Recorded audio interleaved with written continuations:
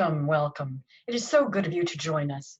The time is right for a just cause, and I am pleased to include you in our company. I am Mrs. Miles, and those of us gathered here are members of a small independence alliance fighting for the cause of women's suffrage. As you can plainly see, I am keeping my distance as I am still maintaining quarantine following the great influenza. However, I am pleased to be joined by some of our sisters in this effort. We have Miss Lynn. Hello. Lady Montas. How do you do? Madam Riley. Greetings. And Miss Utes. It's so good to see you. We come together on a regular basis to share news and information about the grand suffragist movement. We are convinced that the only way to make our wonderful country truly great is to grant all of its citizens equal rights. And what could be more fundamental than the right to vote? After all, it is the right that carries the ability to influence all other decisions. Now, as I mentioned, we are a small independent group, so we lack sufficient influence to attract some of the most noted leaders of the national movement. However, we can certainly share amongst ourselves and with you as well. Join with us as we present some examples of the stirring work being done in the name of voting equality. We would like to begin with one of the watershed events in our cause, the Declaration of Sentiments at Seneca Falls.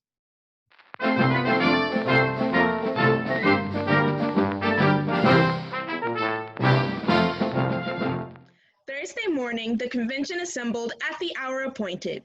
James Mott of Philadelphia in the chair. The minutes of the previous day having been read, E.C. Stanton again read the Declaration of Sentiments, which was freely discussed and was unanimously adopted as follows. Declaration of Sentiments. When, in the course of human events, it becomes necessary for one portion of the family of man to assume among the people of the earth a position different from that which they have hitherto occupied, but one to which the laws of nature and of nature's God entitle them, a decent respect to the opinions of mankind requires that they should declare the causes that impel them to such a course. We hold these truths to be self-evident, that all men and women are created equal, that they are endowed by their Creator with certain inalienable rights, and among these are life, liberty, and the pursuit of happiness. That to secure these rights, governments are instituted, deriving their just powers from the consent of the governed. Whenever any form of government becomes destructive of these ends, it is the right of those who suffer from it to refuse allegiance to it and to insist upon the institution of a new government, laying its foundations on such principles and organizing its powers in such form as to them shall seem most likely to affect their safety and their happiness. Prudence indeed will dictate that governments long established should not be changed for light and transient causes. And accordingly, all experience has shown that mankind are more disposed to suffer, where evils are sufferable, than to right themselves by abolishing the forms to which they are accustomed. But when a long train of abuses and usurpations, pursuing inevitably the same object, evinces a design to reduce them under absolute despotism, it is their duty to throw off such government and to provide new guards for their future security. Such has been the patient sufferance of the women under this government, and which is now the necessity which constrains them to demand an equal station to which they are entitled. The history of mankind is a history of repeated injuries and usurpations on the part of man toward woman, having in direct object the establishment of an absolute tyranny over her. To prove this, let facts be submitted to a candid world. He has never permitted her to exercise her inalienable right to the elective franchise. He has compelled her to submit to laws in the formation of which she had no voice. He has withheld her from the rights which are given to the most ignorant and degraded men, both natives and foreigners, having deprived her of the first right of citizen, the elective franchise, thereby leaving her without representation in the halls of legislation. He has oppressed her on all sides. He has made her, if married, in the eye of the law, civilly dead. He has taken from her all right and property, even to the wages she earns. He has made her, morally, an irresponsible being, as she can commit many crimes with impunity, provided that they be done in the presence of her husband. In the covenant of marriage, she is compelled to promise obedience to her husband, he becoming, to all intents and purposes, her master, the law giving him power to deprive her of her liberty and to administer chastisement. He has so framed the laws of divorce as to what shall be the proper cause of divorce, in case of separation to whom the guardianship of the children shall be given, and as to be wholly regardless of the happiness of women, the law in all cases going upon the false supposition of the supremacy of man, and giving all the power into his hands. After depriving her of all rights as a married woman, is single and the owner of property, he has taxed her to support a government which recognizes her only when her property can be made profitable to it. He has monopolized nearly all the profitable employments, and from those she is permitted to follow, she receives but a scanty remuneration. He closes against her all avenues to wealth and distinction, which he considers most honorable to himself. As a teacher of theology, medicine, or law, she is not known. He has denied her of the facilities for obtaining a thorough education, all colleges being denied against her. He allows her in church as well as state, but a subordinate position, claiming apostolic authority for her exclusion from the ministry and, with some exceptions, from any public participation in the affairs of the church. He has created a false public sentiment by giving to the world a different code of morals for men and women, by which moral delinquencies which exclude women from society are not only tolerated, but deemed of little account in man. He has usurped the prerogative of Jehovah himself, claiming it as his right to assign for her a sphere of action, when that belongs to her conscience and her God. He has endeavored, in every way that he could, to destroy her confidence in her own powers, to lessen her self-respect, and to make her willing to lead a dependent and abject life. Now, in view of this entire disenfranchisement of one half the people of this country, their social and religious degradation, in view of the unjust laws above mentioned, and because women do feel themselves aggrieved, oppressed, and fraudulently deprived of their most sacred rights, we insist that they have immediate admission to all the rights and privileges which belong to them as citizens of these United States. In entering upon this great work before us, we anticipate no small amount of misconception, misrepresentation, and ridicule, but we shall use every instrumentality within our power to effect our object. We shall employ agents, circulate tracts, petition the state and national legislatures, and endeavor to enlist the pulpit and the press in our behalf. We hope this convention will be followed by a series of conventions embracing every part of the country. Firmly relying upon the final triumph of the right and the true, we do this day affix our signatures to this declaration. At the appointed hour, the meeting convened. The minutes having been read, the resolutions of the day before were read and taken up separately. Some, from their self-evident truth, elicited but little remark. Others, after some criticism, much debate, and some slight alteration, were finally passed by a large majority. At an evening session, Lucretia Mott offered and spoke to the following resolution.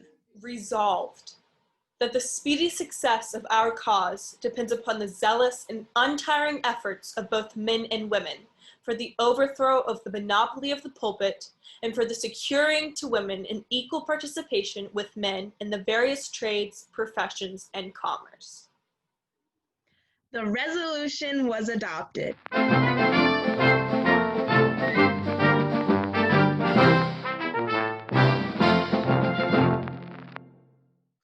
At this time, we would like to favor you with our interpretations of some of the grand works for the stage pertaining to the cause of women's suffrage. I should say that none of us would make so bold as to consider ourselves actresses. However, we do believe that we have at least a tiny bit of skill in the art of recitation, so I trust that we will not try your patience. I should note that many of these works draw from the works of dramatists of the English stage, hastening to add that these are not the radical sorts, either artists or suffragists that have promoted lurid headlines. We hope you will enjoy.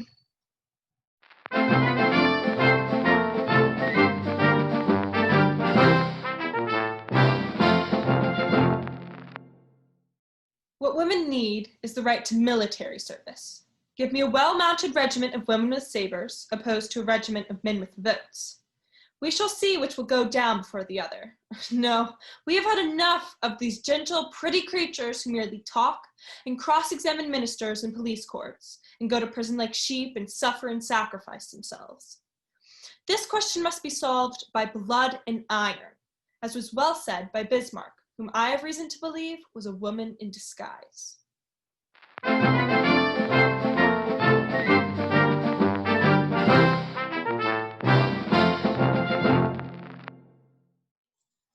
His stature was not very tall. Lean he was. His legs were small, hosed within a stock of red, a button bonnet on his head. His beard was white, trimmed round, his countenance blithe and merry found. I wonder whether Chaucer would have conceded us the vote. I have my doubts, but I have no doubt about Shakespeare. None. I can't conceive it possible that he who gave us Portia, Hermione, Cordelia, Rosalind, Beatrice, Imogen, and all his other splendid women of brain, education, and initiative would have withheld us grudgingly the rights of full citizenship. I intend to die in the belief that he would have been on our side. I'm sure he's on the platform at all suffrage meetings, calling out inaudibly, votes for women.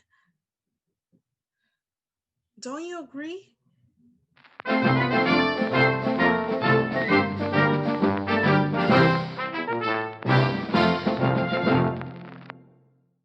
It must not take a long time. I shan't allow it.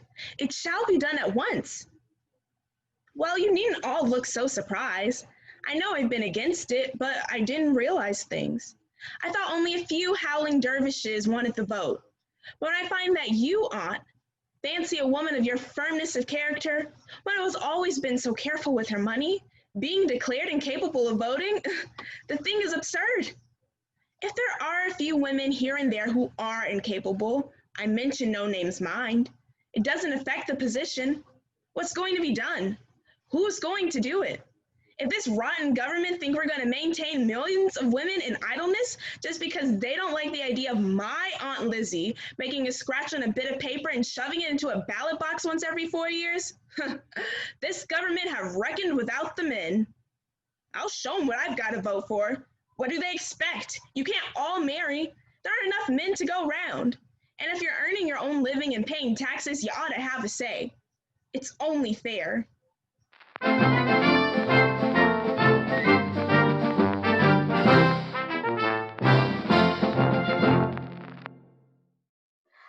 am sick of married women. Yes, I am. Sick of hearing girls exalted into heroines for just mating. God knows I think marriage is the happiest state for a woman if she gets the right man. But I never shall see that it covers her with glory. And I love babies, but I never shall see that every woman who has one deserves the Victoria Cross. Heavens, the class of women I've most to do with in hospital take all that side of life as a matter of course, with jobs like yours and guys thrown in. I mean, they're often the breadwinners of the family into the bargain. You say that I've lost my sense of proportion since I took up outside work. I say I found it.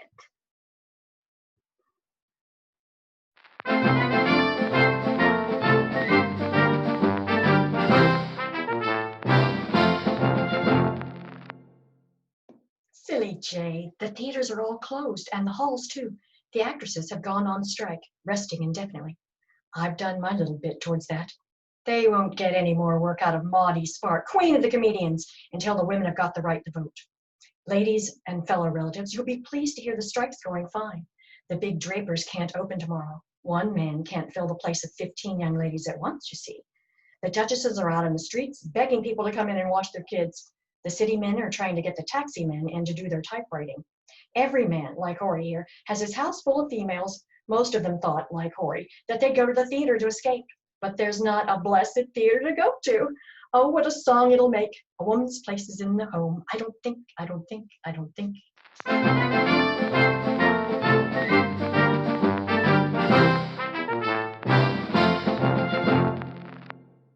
Wasn't that fun? It proves that you can make serious work enjoyable. But now, we would like to leave the realm of fiction and return to the world of fact. We offer a short collection of important thoughts from trailblazing leaders.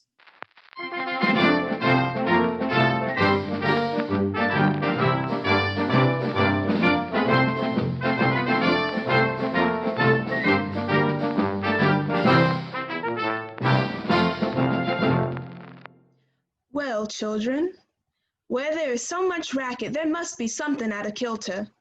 I think that twixt the Negroes of the South and the women at the North all talking about rights, the white men will be in a fix pretty soon. But what's all this here talking about? That man over there says that women need to be helped into carriages and lifted over ditches and have the best place everywhere. Nobody ever helps me into carriages or over mud puddles or gives me any best place. And ain't I a woman? Look at me. Look at my arm. I have plowed and planted and gathered into bonds, and no man could head me. And ain't I a woman? I could work as much and eat as much as a man when I could get it, and bear the lash as well. And ain't I a woman? I have borne 13 children and seen most all sold off to slavery. And when I cried out with my mother's grief, none but Jesus heard me. And ain't I a woman? Then they talk about this thing in the head. What's this they call it? Intellect. That's what it is, honey.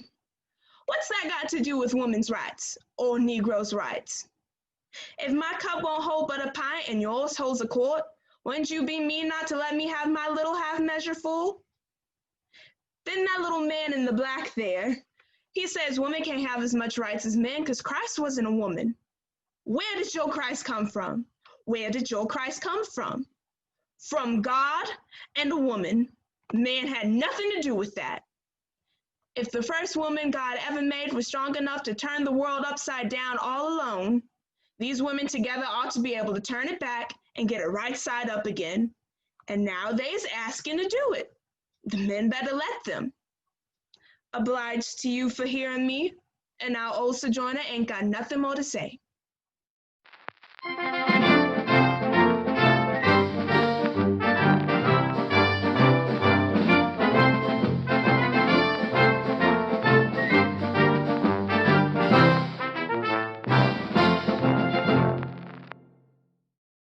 Friends and fellow citizens, I stand before you tonight under indictment for an alleged crime of having voted at the last presidential election without having the lawful right to vote. It shall be my work this evening to prove to you that in thus voting, I not only committed no crime, but instead simply exercised my citizen's right, guaranteed to me and all United States citizens under the national Constitution, beyond any power that any state can deny. The preamble of the federal Constitution says, "We the people of the United States, in order to form a more perfect union, establish justice, ensure domestic tranquility, provide for the common defense, promote the general welfare, and secure the blessings of liberty to ourselves and our posterity, do ordain and establish this Constitution of the United States of America." It was we the people, not we the white male citizens, nor yet we the male citizens, but we, the whole people, who formed the Union. And we formed it, not to give the blessings of liberty, but to secure them, not to the half of ourselves or to the half of our posterity, but to the whole people, women as well as men. And it is a downright mockery to talk to women of their enjoyment of the blessings of liberty, while they are denied the use by the only means of securing them provided by this democratic Republican government, the ballot. For any state to make sex a qualification that must ever result in the disenfranchisement of one entire half of the people is to pass a bill of attainder or an ex post facto law, and is therefore a violation of the supreme law of the land. By it, the blessings of liberty are forever withheld from women and their female posterity. To them, this government has no just powers derived from the consent of the government. To them, this government is not a democracy. It is not a republic. It is an odious aristocracy, a hateful oligarchy of sex. It is an odious aristocracy, the most hateful aristocracy to have ever been established on the face of the globe, and an oligarchy of wealth where the rich govern the poor, an oligarchy of learning where the educated govern the ignorant, but this oligarchy of sex, which makes father, brothers, husbands, sons, the oligarchs over the mother, the sisters, the wives, and the daughters of every household, which ordains all men sovereigns and all women subjects, carries decision, discord, and rebellion to every home in the nation. Webster, Worcester, and Bouvier all define a citizen to be a person of the United States entitled to the right to vote and hold office. The only question left now to be settled is, are women persons? And I hardly believe any of our opponents will have the hardihood to say that they are not. Being persons, then, women are citizens, and no state has the right to make any law or to enforce any old law that shall abridge their privileges or immunities. Hence, every discrimination against women in the constitutions and laws of several states is today null and void, precisely as is everyone against Negroes.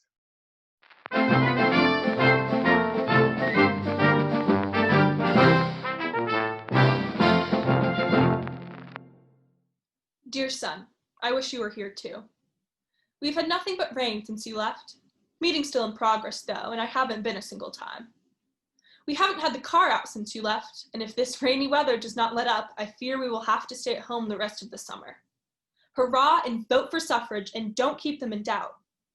I noticed Chandler's speech. It was very bitter. I've been watching to see how you stood, but have not seen anything yet. Mr. Owenby, the millman, bought the Charlie Wattenbarger house, Uncle Ben the farm. I do not know the prices they paid. You know Jack does not like to be interrogated. You will tire of what I am writing, but I haven't anything else to write about. Jack went to Athens on Monday after you left. I said your majority was 40, pretty good for a fellow that I had made a dog and wrote laws. But I do hope that you are still in the notion of not making the races fall. I hope you see enough of politicians to know it is not one of the greatest things to be one. What say ye? Do not know whether it was a successful sale or not. I only know it was rainy. Mr. Wattenbarger's little boy got his arm broken that day. Give my regards to Mr. Griffith and tell him I have no fears about you now, for I think you are in safe hands.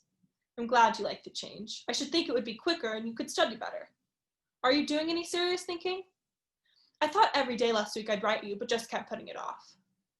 Write Mother every time you have a chance, for I am always looking for a letter when you are away. Don't forget to be a good boy and help Mrs. Thomas Cat with her rats. Is she the one that put rat in ratification? No more from Mama this time. With lots of love, Mama.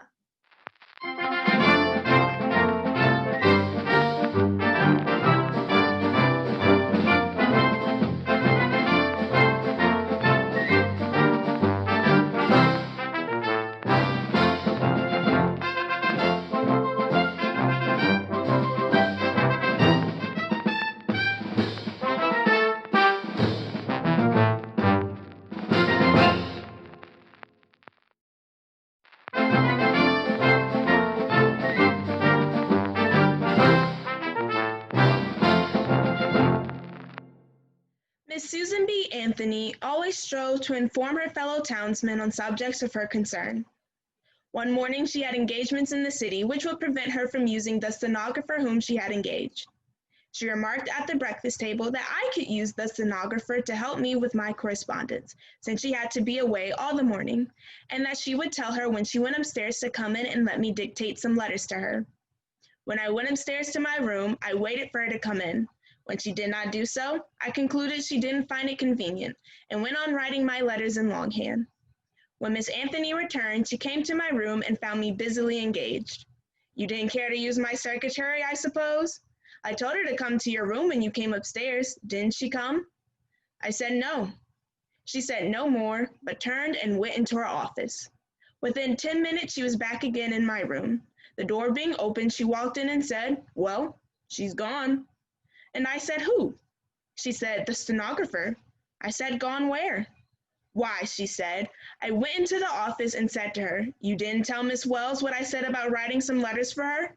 The girl said, "No, I didn't." "Well, why not?" Then the girl said, "It is all right for you, Miss Anthony, to treat Negroes as equals, but I refuse to take the dictation from a colored woman." "Indeed," said Miss Anthony. Then she said, "You needn't take any more dictation from me. Miss Wells is my guest, and any insult to her is an insult to me. So if that is the way you feel about it, you needn't stay any longer." Miss Anthony said. The girl sat there, unmoving, whereupon she said, "Come, get your bonnet and go." And the girl got up and went. Virtue knows no color line. There must always be a remedy for wrong and injustice, if we only know how to find it. The way to right wrongs is to turn the light of truth upon them.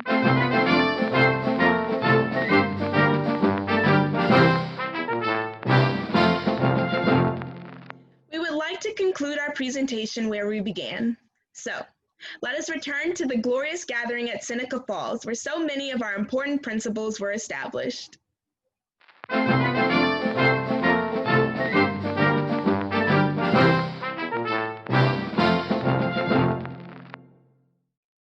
On the morning of the 19th, the convention assembled at 11 o'clock. The Declaration of Sentiments, offered for the acceptance of the convention, was then read by Elizabeth Cady Stanton. A proposition was made to have it reread by paragraph, and after much consideration, some changes were suggested and adopted. The propriety of obtaining the signatures of men to the declaration was discussed in an animated manner. A vote in favor was given, but concluding that the final decision would be the legitimate business of the next day, it was referred.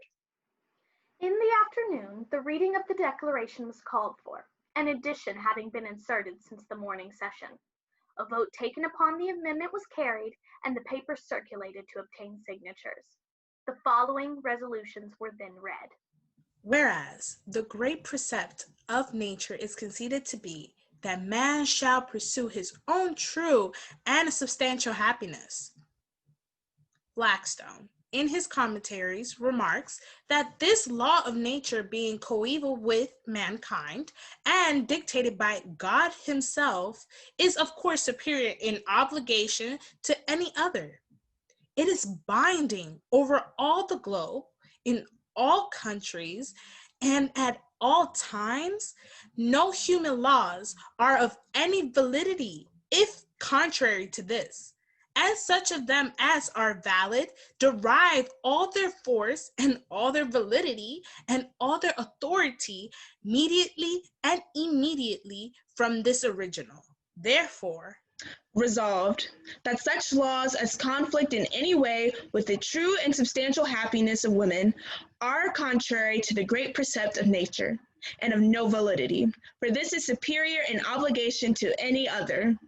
Resolved, that all laws which prevent women from occupying such a station in society as her conscience will dictate, or which place her in a position inferior to that of man, are contrary to the great precept of nature, and therefore of no force or authority. Resolved, that woman is man's equal and was intended to be so by the Creator, and the highest good of the race demands that she should be recognized as such. Resolved, that the women of this country ought to be enlightened in regard to the laws under which they live. They may no longer publish their degradation by declaring themselves satisfied with their present position, nor their ignorance, by asserting that they have all the rights that they want. resolved, that inasmuch as man, while claiming for himself intellectual superiority, does accord to woman moral superiority, it is preeminently his duty to encourage her to speak and teach as she has an opportunity in all religious assemblies. Resolved, that the same amount of virtue, delicacy, and refinement of behavior that is required of woman in the social state should also be required of man, and the same transgression should be visited with equal severity on both man and woman. Resolved, that the objection of indelicacy and impropriety, which is so often brought against women when she addresses a public audience, comes with a very ill grace from those who encourage by their attendance her appearance on the stage, in the concert, or in the feats of the circus. Resolved, that woman has too long rested satisfied in the circumscribed limits which corrupt customs, and a perverted application of the scriptures which have marked out for her, and that it is time she should move in the enlarged sphere for which her great Creator has assigned her. Resolved, that it is the duty of the women of this country to secure themselves their sacred right to the elective franchise. Resolved, that the equality of human rights results necessarily from the fact of the identity of the race in capabilities and responsibilities. Resolved, therefore, that being invested by the Creator with the same capabilities and the same consciousness of responsibility for their exercise, it is demonstrably the right and duty of woman, equally with man, to promote every righteous cause by every righteous means, and especially in regard to the great subjects of morals and religion. It is self-evidently her right to participate with her brother in teaching them, both in private and in public, by writing and by speaking, by any instrumentalities proper to be used, and in any assemblies proper to be held. And this being a self-evident truth growing out of the divinely implanted principles of human nature, any custom or authority adverse to it, whether modern or wearing the hoary sanction of antiquity, is to be regarded as self-evident falsehood, and at war with the interests of mankind.